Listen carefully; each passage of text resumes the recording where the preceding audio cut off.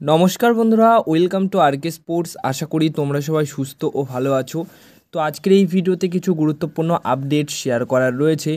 তো প্রথম যে আপডেটটা শেয়ার করব, transfer related update. East Bengal FC দল 2 বছরের চুক্তি পাঠিয়েছে বর্তমান সময়ে দাঁড়িয়ে খেলা মুম্বাই সিটি এফসি দলের প্লেয়ার বিনীত রায়কে।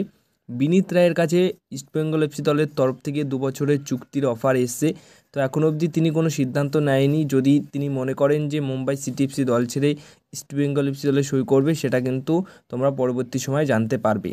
এর পাশাপাশি যে আপডেটটা শেয়ার করব মোহনবাগান দলকে নিয়ে। মোহনবাগান দলের বর্তমান সময়ে দাঁড়িয়ে খেলা যে জ্যাসন কামিন্স রয়েছে, সেই জ্যাসন কামিন্সের প্রাক্তন দল সেন্ট্রাল কোস্ট মেরিনার্স, সেই দলেরই একজন অন্যতম সেরা ফুটবলার, যাকে নিয়ে এর আগেও কথা বলা হয়েছে, জোশুয়া নিসবেট। জোশুয়া নিসবেট 24 বছর বয়সী একজন সেন্টার মিডফিল্ড পজিশনের প্লেয়ার, দুর্দান্ত প্লেয়ার। বিশেষ করে উড়িষ্যা ম্যাচে যখন তাদের মাঠে গিয়ে খেলাটা হয়েছিল, সেই ম্যাচে বেশ নজর কেড়েছিল। এই 24 বছর বয়সী নিসবেটকে নিতে চাইছে মোহনবাগান দল, এমনটাই কিন্তু খবর রয়েছে। আর এই জোশুয়া নিসবেটকে শুধুমাত্র মোহনবাগান দলই নিতে চাইছে না, এ লিগের মেলবোর্ন সিটি এফসি যেখান থেকে জেমির আসার সম্ভাবনা রয়েছে বা আসছে, সেই মেলবোর্ন সিটি এফসি দলও কিন্তু এই প্লেয়ারটির পেছনে আছে। মানে মোহনবাগান এবং মেলবোর্ন সিটি, এই দুটি দল কিন্তু এই প্লেয়ারটিকে নেবার জন্য কথাবার্তা চালাচ্ছে। এবার দেখা যাক শেষ অবধি কী হয়। দুর্দান্ত একটা প্লেয়ার, যদি এই প্লেয়ারটি আসে তাহলে সেরা একটা সাইনিং অবশ্যই হবে। এবার নেক্সট আপডেট যেটা রয়েছে, সেটা রয় কৃষ্ণা প্রবীর দাসকে নিয়ে।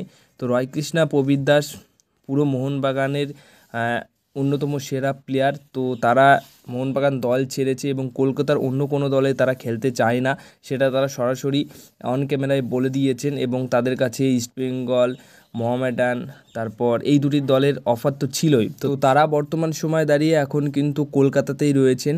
তো কলকাতাতে প্রবীর দাসের সাথে রয় কৃষ্ণা রয়েছে। তো সেই ক্ষেত্রে এই দুই প্লেয়ারের, প্রাক্তন ফুটবলারের কিন্তু ফাইনাল ম্যাচ মাঠে তারা কিন্তু দেখতে আসতে পারেন, এমনটাও কিন্তু খবর রয়েছে। মানে তাদের এমন একটা ইচ্ছা রয়েছে, এরকম খবর রয়েছে। তো যদি মনে হয় সব কিছু ঠিকঠাক থাকে, তাহলে অবশ্যই তোমরা কিন্তু অ্যাজ এ ফ্যান হিসেবে বা রয় কৃষ্ণা এবং প্রবীর দাসকে একসাথে হয়তো ফাইনাল ম্যাচে দেখতে পারো, যারা মোহনবাগান দলকে সাপোর্ট করতে আসতে পারে। এবার সবশেষে যে বিষয়টা শেয়ার করব, সেটাও কিন্তু একটা গুরুত্বপূর্ণ বিষয়। সেকেন্ড সেমিফাইনাল ম্যাচের আগে এক্সপার্টরা কিন্তু মন্তব্য করেছিলেন, তারা প্রেডিকশন করেছিলেন যে শেষ অবধি মুম্বাই এবং মোহনবাগান ফাইনাল ম্যাচে কোয়ালিফাই করবে। সেখানে পল মিসফিল্ডের কিন্তু বড়সড় বার্তা ছিল এবং সেটাই হয়েছে। তো ফাইনাল ম্যাচের প্রেডিকশনটাও কিন্তু পল মিসফিল্ড করে দিয়েছে। আর সেটা হচ্ছে এই ম্যাচটা প্রথমত হাড্ডাহাড্ডি হতে চলেছে এবং ম্যাচটা আমরা উপভোগ করব অবশ্যই।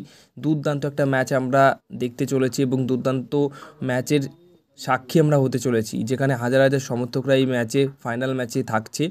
এবং এই ম্যাচ আমার মনে হয় যে হাড্ডাহাড্ডি লড়াই হওয়ার পাশাপাশি 90 মিনিট পেরিয়ে ফাইনাল শেষ অবধি পেনাল্টিতে শেষ হতে পারে এবং শেষ অবধি ফাইনালে পেনাল্টিতে মোহনবাগান দল এই ম্যাচ জিতে আইএসএল চ্যাম্পিয়ন্স হতে পারে এবছরের, এমনটাই আমার প্রেডিকশন। এরকমই কথা বলেছেন পল মিসফিল্ড। তো পল মিসফিল্ডের আগের যে প্রেডিকশনটা ছিল, সেটা কিন্তু পুরোপুরি ঠিক হয়েছে।